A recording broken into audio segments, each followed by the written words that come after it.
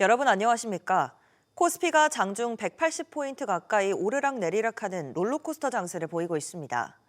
최근 질주를 이어가고 있는 코스닥은 2% 가까이 오르면서 어느새 1200선을 바라보고 있습니다. 자세한 내용 취재기자 연결해 들어봅니다. 이한나 기자. 네, 이한나입니다. 네, 현재 시장 상황부터 전해주시죠. 네, 오후 2시 50분 기준 코스피는 1.37% 오른 5,241.47에 거래 중입니다. 장중에는 5,250선까지 올라 사상 최고치를 경신했지만 이후 낙폭을 키우기 시작해 장중 5,073.12까지 떨어지며 5,070선을 위협하기도 했습니다. 하지만 오후 들어 다시 상승 전환하며 5,200선을 탈환했습니다. 기관과 외국인이 합쳐 1조 6천억 원 넘게 팔아치우는 가운데 개인이 물량을 받아내며 지수를 이끌고 있습니다. 코스피를 이끄는 반도체 빅2인 삼성전자는 0.5% 가까이 내린 16만 원 초반에 거래 중이고 SK하이닉스는 3% 넘게 올라 거래 중인데요. 반도체 차익 실현 물량에 두 종목 모두 장 초반 상승폭을 일부 반납한 상태입니다. 코스닥은 2% 넘게 오른 1150대 후반에서 움직이고 있습니다. 네, 이어서 환율 상황은 어떻습니까? 네, 달러원 환율은 어제 주간 거래 종가보다 소폭 오른 1,423원 78전에 거래 중입니다. 하루 전 1,422원 50전에 주간 거래를 마친 환율은 오전 한때 1,432원까지 상승하기도 했는데요. 미국 연방준비제도가 기준금리를 유지한 가운데 미 외환당국의 엔화 개입 부인 발언 등의 영향으로 소폭 반등한 것으로 풀이됩니다. 최근 당국 개입 경계로 어제 152엔대까지 급락했던 달러엔 환율은 오늘 새벽 154엔대 초반까지 상승한 이후 일부 하락해 현재 153엔대 초반에서 등락 중입니다. SBS 비즈 이한나입니다. 대장주 삼성전자가 아침에 발표한 실적도 짚어보겠습니다. 연간 기준으로 역대 최대 매출을 기록했고 분기 기준으로 봤을 때는 지난해 4분기 매출과 영업이익 모두 역대 최대 실적입니다. 실적과 함께 주주 특별 배당도 발표했는데 하나하나 짚어보겠습니다. 정대한 기자. 네, 우선 실적 수치 먼저 정리해 주시죠. 네, 삼성전자의 지난해 매출액은 333조 6천억 원으로 전년 동기 대비 10.9% 증가하며 역대 최대를 기록했고 영업이익도 43조 6천억 원으로 30% 넘게 늘었습니다. 특히 4분기만 놓고 보면 매출과 영업이익 모두 역대 최고 기록을 경신했는데요. 4분기 영업이익은 20조 1천억 원으로 전년 동기보다 209%나 급증했고 매출도 1년 전보다 23% 넘게 늘어난 93조 8천억 원으로 집계됐습니다. 반도체 사업에서만 4분기 매출 44조 원, 영업이익은 16조 4천억 원으로 모두 역대 최대 성과입니다. 이에 5년 만에 1조 3천억 원 규모의 특별 배당에 나섰는데요. 결산 배당으로 보통주와 우선주 각각 한 주당 566원, 567원의 현금 배당을 실시할 계획입니다. 네, 경쟁사인 SK하이닉스는 기업 설명회를 열었는데 여기서 어떤 이야기가 나왔습니까? 네, SK하이닉스는 올해 반도체 산업의 최대 격전지로 평가받는 HBM4 시장에서도 HBM3나 HBM3E와 마찬가지로 압도적 시장 점유율을 목표로 한다고 밝혔습니다. 재고 수준에 대해서는 현재 메모리 시황은 AI 인프라 투자 확대로 수요가 폭발적으로 증가하지만 업계 공급 능력이 이를 따라가지 못해 극심한 수급 불균형이 발생하고 있다며 대부분 고객이 메모리 공급 확대를 지속적으로 요구하고 있다고 설명했습니다. SK하이닉스는 어제 지난해 실적을 발표했는데요. 연간 매출액은 97조 1천억 원, 영업이익은 47조 2천억 원으로 101.2% 급증하며 삼성전자의 전사 영업이익인 43조 원을 처음으로 넘어섰습니다. SBS 비즈 정대한입니다. 현대차가 지난해 역대급 매출을 올리고도 정작 성적표를 받아들고는 웃지 못했습니다. 기아와 합치면 미국에 낸 관세만 무려 7조 원이 넘는데 공들여 번 이익을 관세로 반납한 셈입니다. 유정현 기자. 네, 유정현입니다. 네, 현대차 실적 어떻게 나왔습니까? 네, 현대차의 지난해 연결 기준 영업이익은 모두 11조 4,679억 원입니다.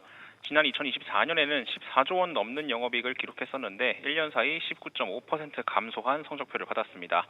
다만 매출은 늘었는데요. 현대차의 지난해 전체 매출은 186조 2,500억 원으로 1년 전 175조 원보다 6.3% 증가했습니다. 매출이 늘었는데 영업이익이 감소한 건 예상할 수 있다시피 미국 정부의 수입산 자동차 관세 때문입니다. 현대차는 지난해 2분기부터 부과된 미국의 관세로 지난 한 해 동안 약 4조 1천억 원의 비용이 발생했다고 설명했습니다. 기아와 합산하면 현대차 그룹에서 관세 비용은 모두 7조 2천억 원에 달합니다. 네, 그렇다면 올해 전망은 어떻게 됩니까? 네, 그리 밝지는 않습니다. 올해도 미국 수출 차량에 대한 관세는 계속될 수밖에 없고요. 일단 협상 국면에 접어들긴 했지만 이번 주 초 도널드 트럼프 미국 대통령이 우리나라를 콕 집어 자동차 관세를 25%로 올린다고 한 것도 지켜봐야 할 변수입니다. 현대차 자체적으로는 올해 글로벌 주요 자동차 시장 둔화, 신흥 시장의 경쟁 심화, 거시경제 불확실성 확대 등이 있을 거라고 진단했습니다. 현대차는 올해 판매 가이던스를 약 416만 대로 잡았고요. 올해 영업이익률은 지난해 6.2%보다 다소 높여 잡아 6.3%에서 7.3% 수준으로 책정했습니다. SBS 비즈 유정현입니다. 지난해 해킹 사태로 홍역을 치렀던 SDI 서울보증에서 또다시 시스템 장애가 발생했습니다. 불과 7개월 만에 이용 불편이 발생하면서 SDI 서울보증의 시스템 관리 역량이 도마 위에 올랐습니다. 취재기자 연결해 들어보겠습니다. 최윤아 기자. 네, 최은아입니다. 네, 우선 이 시스템 장애 내용부터 전해주시죠. SDI 서울보증은 홈페이지를 통해 현재 디지털 서류 제출 및 자동 제출 서비스에 장애가 발생해 이용이 원활하지 않다고 공지했습니다. 이어 조속히 정상화될 수 있도록 복구 작업을 진행하고 있으며 이용에 불편을 드려 죄송하다고 덧붙였습니다. SDI 서울보증은 지난해 7월 겪은 랜섬웨어 해킹 사태에 대한 내부 업무 지원 시스템 복구를 완료했다고 지난 20일 밝힌 바 있는데요. 당시 SDI 서울보증은 재발 방지를 위해 종합 보안 강화 계약 등을 체결해 외부에서 내부로 이어지는 전 구간에 대한 보안 취약점을 점검 보완했다고 설명했는데 열흘도 채 안 돼 장애가 발생했습니다. 네, 작년 7월이었죠. 발생했던 먹통으로 금융 소비자들이 큰 불편을 겪었습니다.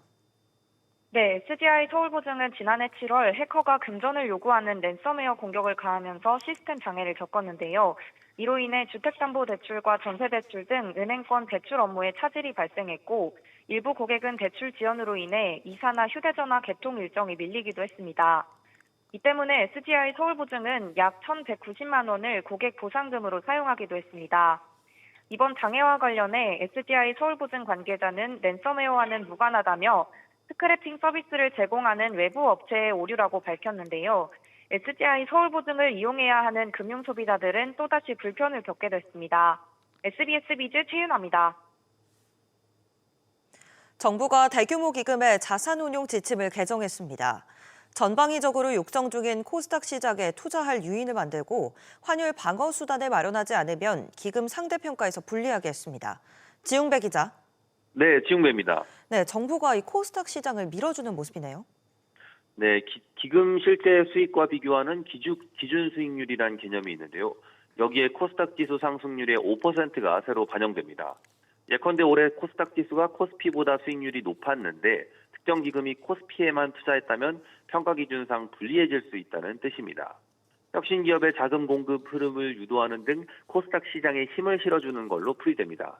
기금 입장에선 지침을 가지고 기금 간 점수를 매기는 터라 신경 쓰지 않을 수 없는 부분입니다. 이와 함께 기존에 있던 벤처 투자 분야 배점도 키우고 가점의 최소 기준 금액도 높입니다. 공공성을 위해 투자해야 하는 대상이 있는데 여기에 국민성장펀드도 포함됐습니다. 네, 기금들 해외 투자가 늘어난 만큼 이 환율 위험 관리도 요구됐죠. 네, 환해지 등 환율 변동 리스크에 대한 대안도 마련해야 합니다. 대안이 없다면 그 필요성을 설명해야 하고 그렇지 못할 경우 대규모 기금은 1.5점까지 점수가 깎일 수 있습니다. 편차가 크지 않은 기금들 사이에선 이 역시 큰 배점이라는 게 기획처 설명입니다. 이와 함께 그간 환해지 기준 수익률을 쓰면서도 실제 성과는 환 오픈 수익을 적용해 수익이 과대평가되는 문제가 있었는데 이번에 기준을 통일합니다. 이런 가운데 정부는 모든 기금의 가이드라인 격인 운용 기본 방향도 만들었습니다. 수익률만 따지던 기존 구조에서 중장기 성과, 공공성, 사회 경제적 영향 등을 종합적으로 고려하겠다는 의도로 풀이됩니다. 그간 베일에 쌓여있던 정부의 부동산 공급 대책이 발표됐습니다. 서울, 용산, 과천, 경마장 부지처럼 노른자의 땅들이 대거 포함됐는데요. 문제는 이들 사업지 곳곳이 과거에도 공급을 추진했다 멈췄던 이력이 있다는 점입니다. 취재기자 연결합니다. 박연신 기자. 우선 어디에 얼마나 공급합니까? 네, 정부는 수도권 도심에 총 6만 가구를 공급하겠다고 밝혔는데요. 지역별로는 서울 3만 2천 가구, 경기 2만 8천 가구, 인천은 100가구 수준입니다. 서울에서 단일 사업지 기준으로는 가장 큰 곳은 용산 국제업무지구인데요. 기존 계획을 확대해 총 10,000가구가 공급될 예정입니다. 그 다음 규모가 경기 과천, 경마장, 방첩사 일대인데요. 시설 이전을 전제로 9,800가구가 공급될 예정입니다. 이어 노원 세릉CC에 6,800가구로 계획이 잡히면서 세 번째로 큰 규모의 공급이 이뤄질 예정입니다. 다만 수요가 많은 강남 3구는 대부분 소규모 공급입니다. 서울의료원과 강남구청, 송파 방이동 복합청사 등을 모두 합치면 약 1,400가구가 공급될 예정입니다. 이런 사업지들에서 공급이 속도를 잘 낼 수 있을지도 관심이죠. 그렇습니다. 이번 대책에 포함된 핵심 사업지 상당수는 이미 과거에 공급 계획이 발표됐지만 속도가 나지 않았던 곳들입니다. 대표적으로는 노원 세릉CC는 2020년 신규 택지로 지정됐지만 주민 반발과 문화재의 발목이 잡혀 6년째 표류 중입니다. 또 9,800호 공급을 목표로 하는 과천 경마장 부지는 과천시와 마사회 노조의 반발로 협상의 난항이 예상됩니다. 용산 국제업무지구와 캠프킴 부지도 주택 물량 확대에 따른 학교 수요 문제, 공원 조성 계획, 서울시와의 협의 등 남은 절차가 많습니다. 정부도 착공 시점을 2028년 이후로 잡고 있어 단기간에 공급 효과를 기대하기는 어려울 것으로 보입니다. SBS 비즈 박연신입니다. 지난해 산업재해 예방조치 의무를 위반한 기업들의 명단이 공개됐습니다. 현대건설과 GS건설 등이 재차 불명예를 안게 됐는데요. 산재와의 전쟁을 선포한 정부는 관련 위반 기업들의 정보 공개를 강화할 방침입니다. 서주연 기자. 네, 서주연입니다. 네, 반복적으로 산재 예방에 소홀한 업체들 어디입니까? 네, 고용노동부에 따르면 지난해 산업재해 예방조치 의무를 위반한 사업장은 모두 376곳입니다. 현대건설과 GS건설은 하청사 사고가 잇따르면서 지난 2022년과 23년에 이어 지난해에도 대상에 올랐고 효성중공업도 2023년에 이어 이번에 또다시 명단에 포함됐습니다. 정부의 위반 공개 대상은 2명 이상 사망 사고를 낸 사업장이나 근로자 10,000명당 사망자 수인 사망 만인율이 업종 평균 이상인 경우, 또 중대 산업사고 발생 사업장 등입니다. 네, 사망 사고가 가장 많이 발생한 업체들도 짚어주시죠. 네, 지난해 2명 이상 사망 사고가 발생한 사업장은 모두 11곳이었는데요. SGC 이태그건설과 삼마건설의 경우 물창고 신축공사 사업장에서 사망자가 각각 3명 발생했고, 창영산업 등 2곳은 산재 사고를 몰래 숨기다 적발되기도 했습니다. 사망 만인율이 업종 평균 이상인 사업장은 329곳에 달했는데 건설업이 57%로 절반이 넘었고 제조업이 25%로 뒤를 이었습니다. 특히 이들 가운데 90%는 50인 미만 사업장으로 나타나 소규모 사업장이 산재 안전에 취약한 것으로 드러났습니다. SBS 비즈 서주연입니다. 교통카드 업체 티머니가 지난해 발생한 개인정보 유출로 정부 당국으로부터 5억 원대 과징금을 부과받았습니다. 해커 공격으로 티머니 회원들 휴대폰 번호, 집 주소 등 5만 명의 개인정보가 털렸고 일부는 금전적인 피해도 있었던 걸로 드러났습니다. 일단 제재 내용부터 설명해 주시죠. 네, 개인정보보호위원회는 오늘 오전 티머니에 개인정보보호법상 안전조치 의무 위반으로 과징금 5억 3,400만 원을 부과했습니다. 개인정보보호위원회 조사에 따르면 해커는 지난해 3월 14일부터 25일까지 티머니 카드앤페이 홈페이지를 공격해서 5만 1,691명의 개인정보를 빼갔습니다. 이 기간 동안 해커는 총 1,226만 번 이상 대규모로 로그인을 시도했고 이들 5만여 명 계정에 로그인에 성공한 겁니다. 유출된 개인정보에는 이름, 이메일 주소, 휴대폰 번호, 주소가 포함됐습니다. 네, 일부 금전적인 피해도 있었다고요. 네, 이 개인정보가 유출된 5만여 명 계정 중에서 41,031명 계정에서는 금전적인 탈취가 벌어졌는데요. 해커가 이들 계정에 남아있는 T-마일리지 약 1,400만 원을 선물하기 기능으로 해서 빼간 겁니다. 개인정보위는 티머니가 특정 IP 주소에서 대량의 반복적인 로그인 시도가 발생했음에도 이에 대한 이상행위 대응 등 안전조치 의무를 소홀히 해서 개인정보 유출 피해로 이어졌다고 지적했습니다. 개인정보위는 과징금 부과와 함께 구체적인 재발 방지 대책을 수립하고 시행하라는 시정 조치도 함께 명령했습니다. SBS 비즈 박규준입니다. 이재명 대통령이 최근 설탕세 도입을 언급하면서 식품업계에 비상이 걸렸습니다. 기업들의 부담도 물론 커지겠습니다만 이걸 제품 가격으로 전가하면 결국 소비자 부담과 물가 상승으로 이어질 수도 있는 문제라 우려가 커지는 모습인데요. 취재기자 연결해 보겠습니다. 김한나 기자. 우선 설탕세라는 게 정확히 어떤 의미입니까? 네, 이 대통령은 담배처럼 설탕 부담금으로 설탕 사용을 억제하고 그 부담금으로 지역 공공의료 강화에 재투자하자는 의견을 제시했습니다. 유럽을 중심으로 설탕세 도입 국가가 늘고 있는데요. 비만이 유발하는 질병 비용을 줄이는 동시에 세수도 기대할 수 있어서입니다. 하지만 설탕 소비량이 많은 저소득층을 중심으로 물가 부담이 커질 거란 우려도 나옵니다. 식품업계는 설탕세가 도입되면 가격 인상이 불가피하다는 입장인데요. 단기적으로는 가격 인상을 자제하더라도 세금 부담이 커지면 수익성 악화로 연결될 수 있다는 입장입니다. 네, 만약 이 설탕세가 도입된다면 어떤 제품군이 영향을 받을까요? 네, 설탕과 감미료가 들어간 가공식품과 청량음료 전반이 과세 대상에 포함될 것으로 보입니다. 앞서 2021년 여당 의원이 발의한 관련 법안에 따르면 가당음료 제조사의 당 함량에 따라 100리터당 1,000원에서 28,000원에 불과하는 내용이 담겼는데요. 4,000원 안팎의 1.8리터 코카콜라에 대입해보면 198원의 부담금이 매겨지면서 소비자 가격도 비슷한 폭으로 올라갈 수 있습니다. 때문에 설탕세 도입이 입법 취지인 당 섭취를 줄이는 효과보다는 물가 상승 요인이 더 클 수 있다는 우려도 나옵니다. SBS 비즈 김한나입니다. 가격 담합 의혹으로 수사를 받고 있는 대한제분이 일부 밀가루 제품 가격을 뒤늦게 낮추기로 했습니다. 함께 의혹을 받던 다른 업체들까지 동참할지가 관건인데 분위기 알아보겠습니다. 최나리 기자. 네, 우선 이 대한제분은 가격을 얼마나 내립니까? 네, 대한제분은 다음 달 1일부터 밀가루 일부 제품 가격을 평균 4.6% 내리기로 했습니다. 대상 품목은 주로 업소에 공급하고 있는 곰표 고급 제면용과 곰 코끼리 20kg 대포장 제품, 그리고 3kg 제품 등 유통업체 공급 제품입니다. 대한제분 관계자는 물가 안정이라는 정부 기조와 소비자 요구에 부응한다는 차원에서 가격을 내리기로 결정했다며 장바구니 물가 안정에 실질적 도움이 되기를 바란다고 인하 배경을 밝혔습니다. 현재 대한제분 등 밀가루 업체들은 가격 담합 의혹으로 검찰 수사와 공정거래위원회 조사를 받고 있는데요. 수사가 확대되는 가운데 선제적인 가격 인하로 정부 물가 안정 시책에 대응하려는 것으로 풀이됩니다. 네, 그렇다면 이 업계 분위기는 어떻습니까? 업계는 추가적인 가격 인하에 대해서는 신중한 모습입니다.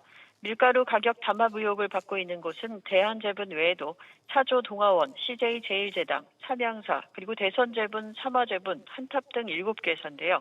업계 관계자는 밀가루 가격과 관련해서는 결정된 바가 전혀 없다면서 말을 아꼈습니다. 검찰의 추산 담합 규모는 4조 원대 이상으로 제분업계 전체를 대대적으로 조사하는 건 2006년 밀가루 담합 사태 이후 약 20년 만입니다. SBS 비즈 최나리입니다. 미국 연방준비제도가 기준금리를 유지했습니다. 지난해 하반기 3연속으로 내린 뒤 이번엔 시장의 예상대로 속도 조절에 나섰습니다. 취재기자 연결해 짚어보겠습니다. 이한승 기자. 네, 연준 FOMC 회의 결과부터 자세히 전해주시죠. 네, 미 연준은 올해 첫 연방공개시장위원회 FOMC 회의를 열고 3.5에서 3.75%인 기준금리를 유지하기로 결정했습니다. 제롬 파월 연준 의장은 미국의 경제활동이 견실한 속도로 확장돼 왔음을 시사하면서 인플레이션이 다소 높게 유지되고 있다고 금리 유지 배경을 설명했습니다.